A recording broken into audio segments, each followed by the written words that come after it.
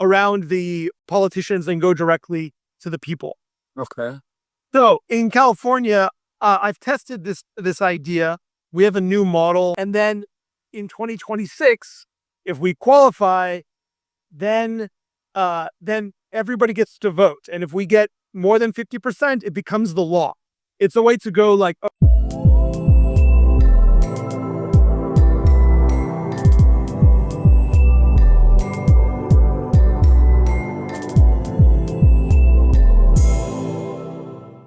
Good afternoon, man. Thanks for joining. Thank you. How are you doing today? I'm doing great. It's late for you, yes? That's perfectly fine. Not a problem. Okay, great. So let me maybe you can tell me a little bit about your background working on just for a few minutes. Tell me about your background working on cold emailing scale ups. Yeah, sure. So I've been doing email marketing like for the last 5, 6 years, and I'm familiar with almost different kind of tools like Klaviyo, Mailchimp, and then I used Instantly, SmartLead, Limlist, Rich Inbox, the most trending tool right now. And when it comes to set up the domain with Google Workspace, Microsoft, I'm familiar with the DNS record like DMARC, DKIM, SPF to make sure the deliverability. And I've also used scraping tools like Apollo, D7 Lead Finder, Seamless, the Store Leads. And when it comes to niche, I worked on different niches and I work with multiple clients around the world. I work for Australian clients, USA, Canada, and UK clients as well. I work for SEO service. Then I work for, I was sending emails for a guy in Australia who was selling SEO service. Okay. Okay. Then I worked on Facebook marketing niche. I worked on job recruitment niche. I worked on consultancy firm. And then I also worked on, those are the niche that I worked on in the past. And I also worked on e-commerce. A guy located in the UK, he was helping Shopify store owners launching their product in Amazon. So I was helping the guy with email marketing as well. Okay. So great. Yeah, that's basically my experience in short. And let me know how I can help you and how I can be a part of your team. Yeah. So I have a few different organizations that are involved in trying to educate voters in California. So I'm based in California, and I don't you're in Bangladesh, yes? Yes. Okay. So in Bangladesh, do you have like a referendum? Is that something that the that you can do as like a democracy? Do you know what referendum is? No, what was the meaning of it? Referendum is like if all the voters want to change a law, that all the voters can like vote to change the law. Anyway, in California, we have this mechanism, and basically, it's like if you're unhappy with the government and you want the government to do something, if you get enough signatures from the voters, then they put the law on the election, and then everybody votes on it. So I work in like the environmental field, right? And so we want the government to do more for the environment. And so, like, California has 40 million people. There are 20 million voters. I need like 1 million voters to sign a piece of paper, and we give it to the government. And then the government, by law, they have to put this proposal on the ballot. And then in 2026, if we qualify, then everybody gets to vote. And if we get more than 50%, it becomes the law. It's a way to go like around the politicians and go directly to the people. Okay. So in California, I've tested this idea. We have a new model. Usually to get the signatures, you have to have people stand in front of the supermarkets. You hire people, you pay them money, they go out, and then they sign, they say like, "Sir, sign this paper." It's very expensive. It's very slow. So I did a pilot where we basically sent the people the paper in the mail, like through the postage, and then they can sign it at home. And then there's an envelope. They put it in the postage, and it comes back. It's very easy, very efficient. And so we know that it works. We just need to market to the people to find the people that like the proposal. So let's say it's like, so I have 11 million emails for half the voters in California. And I am allowed legally, because it's free speech, I am allowed to email them. It's not like, if it were commercial, if it were business, I could not use this list. But because it's for politics, it's for government, it's okay. The problem is that if you try to send 11 million emails, it doesn't go through. The Google blocks. Yeah, it will take time. Yeah, so we have to basically grow, or hopefully like We have to scale it up like gradually. very gradually, and so this is like a long term operation, because if we need email messages that are good. We're going to do a lot of micro targeting, like so it's like, okay, we have 40 different domains. So I have 4 organizations. We'll probably send from 3 of them. So like just to make the numbers easy, say 3 organizations, each one is going to have 15 domains. So each one of those 15 is like a micro brand, right? So we have a brand for youth. We have a brand for parents. We have a brand for clean air. We have a brand for clean water, right? And so each of these is a micro brand. And so we'll develop content. We'll have very specific lists. Like I'll say, okay, this list is young people. This list is women. This list is parents. And then we customize the messaging with each micro brand for each audience. You got it. So it's, there's going to be a lot of work basically managing all these different brands, and like making sure that that we don't, because if we send too many messages, then we're going to kill ourselves. We're not going to advance. If we're nice and slow, did this message work? Did this message not work? I did some testing with this like a year and a half ago, and I wrote, the messages were good, and we got almost no unsubscribe and no spam. The problem was I tried to grow too fast. Okay. So let me give you a little bit of idea about that. So let me ask you, how many emails have you created from each domain? As you mentioned, you have 40 domains. So how many emails you created under one domain? We haven't done any of the work. I think we'll probably create like 5 emails for each domain. I would suggest go for 3 emails from each domain, and don't cross 100 emails per day from each domain. So if you create 3 emails, then try to send 30 from each email account. That will be maximum 90 under one domain. Got it? Yeah. So, and when we are done with the setup with all the email accounts, like if we have 40 domains, then it's going to be 120 email accounts. Yep. 3 for each. So 120 email accounts. Yep. And once you're done with the email account setup, we need to start warm up. We need to warm them up for minimum 2 weeks, 14, 15 days. Yeah. We cannot just start sending email right away. Right. Okay. Right. So we need to warm them up first. And in the meantime, we can prepare, we can make sure our lead list is good. We can, if you want, we can even verify those emails. Are they still active or not? We can even do that. Yeah. So there's a company. So I can send you, I was working on I was going back and forth with ChatGPT, messing around with the different scenarios for the warm up. So I can show you what I've got, because I've been, I've never done it, but I've been researching and reading a lot of blogs about, what's the scale up rate. We want to be very conservative. So I can show you, you can tell me what you think. And so, people said, well, you can use like one of these warm up services, like, There's a lot of tools in the market. Yeah, but the more I read, they basically like, look, Instantly is good, but like if you start with your own IPs, your own dedicated IPs, and you know what you're doing, and you go slow and you monitor everything, you don't necessarily need those tools, because you're not sharing an IP with anybody. It's just your own domains, it's your own IP. If you monitor it well, you can actually perform quite well as long as you're smart. I don't know. What do you think about that? Yeah, we can do that. We can definitely do that. But that will be manual work. That will like take a lot of time. But if you take like service from a smart lead or instantly, they have like AI integrated with that tool. And AI will do the warm up. It's like an autopilot. If we can connect those 120 emails to instantly and start the warm up process, the AI will do the warm up for you. You don't have to take care manually. That will save a lot of your time. Okay.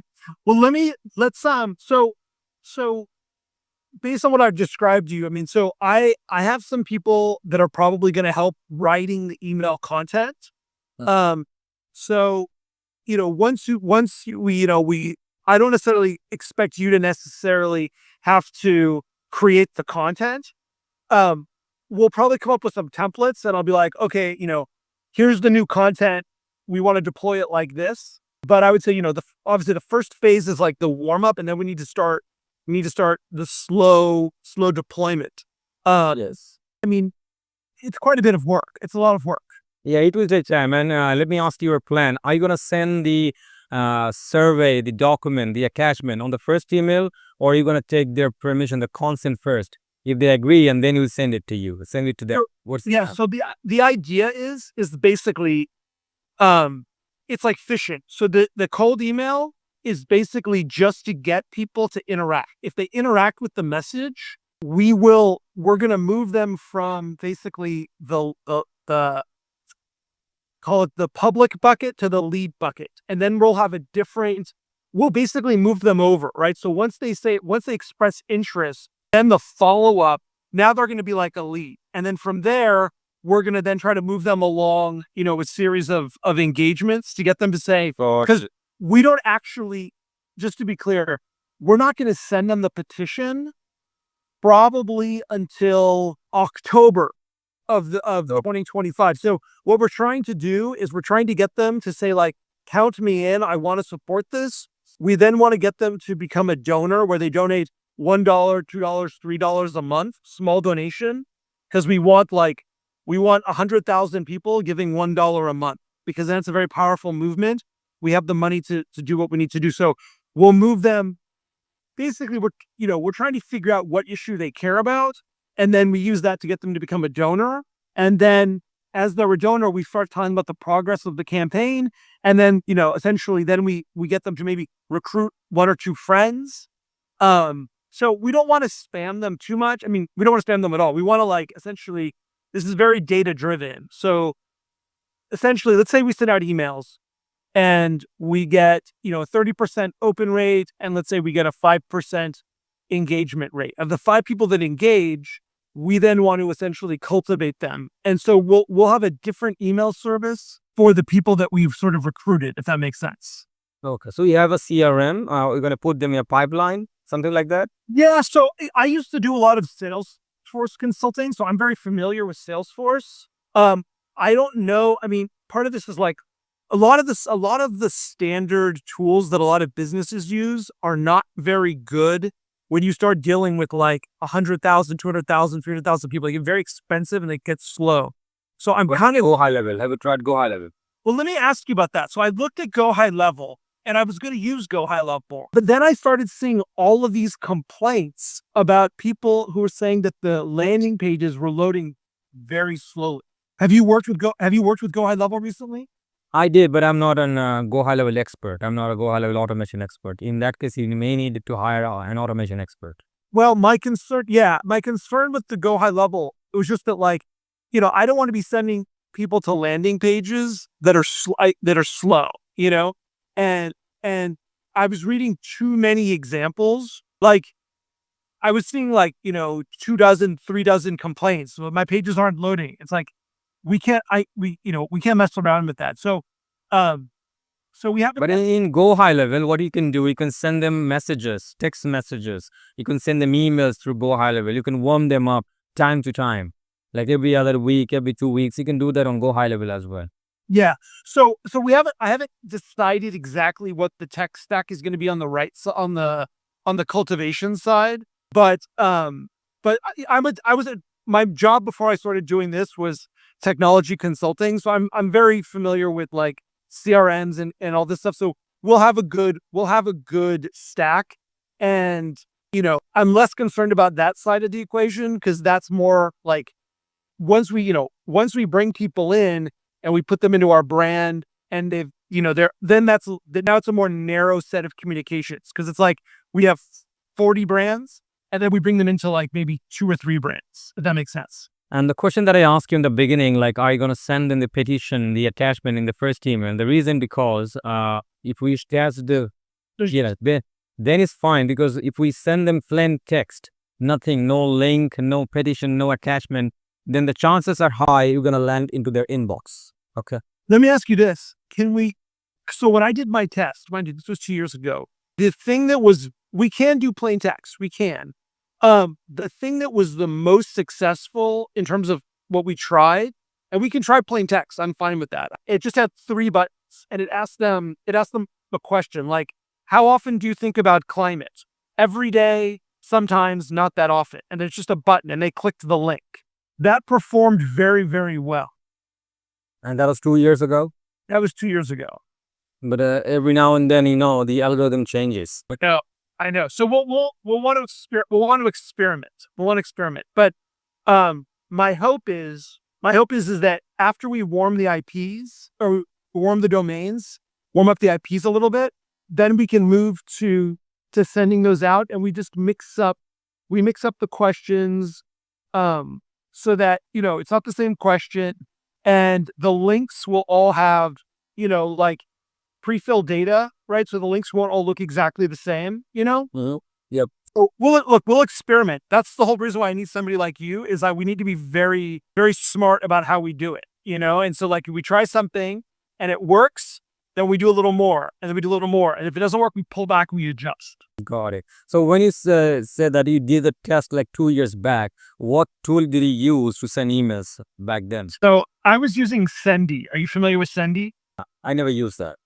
Sendy is like it's like an application. It's like a one-time purchase, kind of like MailChimp, and then you host it yourself, and then you go directly to Amazon SCS. So it's very inexpensive. And so I did a test with like 100 good performance. Then I did a test with 200 good performance, and then I did like 800 good performance, and then I did 800 again, and it died. So because I was trying to do it too fast. So we'll see. I mean, basically, We can do instantly, we can do smartly, and we can do split test over there. We can try different templates with the link, without the link, with plain text. We can do the split test. yeah. So basically, why that's what we're gonna do. It's just so you understand where my brain is. Like, I'm not the kind of client who's gonna say you have to do it this way and then be angry when it doesn't work. I'm gonna say, let's experiment with these things. Let's test these things out. Let's monitor the performance, and let's make adjustments, because this is a long-term investment. So, if it takes us a month to warm up the domains and the IP reputation, so we can add, like, I think we'll be able to do links. The question is, like, how early do we introduce links? You know what I'm saying? So one question I have for you. So I'm in California, which is unfortunately, I think 100% inverted. So like it's 11 in the morning for me. What time is it for you? Right now it's 1 a.m. 1 a.m. Right. So we would probably need to connect in the morning my time, which is going to be late for you. That's fine for me. Obviously the emails, you're going to be able to like work on them on your time. We can connect, or you can do work and you can show them to me and I can review them later in the day. But realistically, I need to work during my workday. So that's going to be, and potentially mean that you're going to be up some late hours. That's perfectly fine for me. Not a problem. If you want me to stay up like 9 to 5, your time, I can stay up to 9 to 5. Okay. Well, let's see. I mean, it would be, if it's, that's why I was asking you, like, sort of how many other projects you have, because like, that would obviously be challenging for you if like, if you're working from, let's see, what time is it now? You said it's 1 a.m. Yes, 1 a.m. It's midnight. Yeah. So, I mean, if you were up, see, it's 11. Yeah. I mean, if you were going to bed at 4 a.m. every day, that might be challenging for you, but. Man, I've been working with California client like for the last 6 years, 5 years. So I'm used to that.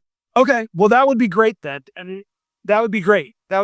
So, because, realistically, I think if we collaborate well together, I could potentially contract more of your time than 20 hours, because there's a lot. In future, I would suggest you, like, you can hire me outside of Upwork.